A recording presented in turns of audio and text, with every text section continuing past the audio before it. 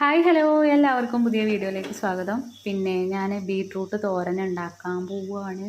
ഇപ്പോൾ രാത്രി 7:30 ആയിട്ടോ.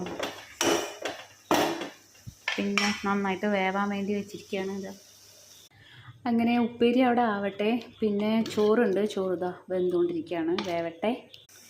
അങ്ങനെ ബീട്രൂട്ട് ഉണ്ടായി നോക്കാം, വെന്തിട്ടുണ്ടാവും. പിന്നെ ഞാൻ കുറച്ച് തേങ്ങയും പച്ചമുളകും കൂടി ചതക്കിയുണ്ട്, അതും കൂടി ചേർത്തിട്ടൊന്ന് എന്നിട്ട് നന്നായിട്ടൊന്ന് ഇളക്കി കൊടുക്കുക.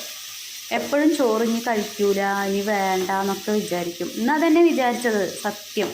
പക്ഷേ ചോറ് കളയണ്ടേ രാവിലെ ആകുമ്പോൾ.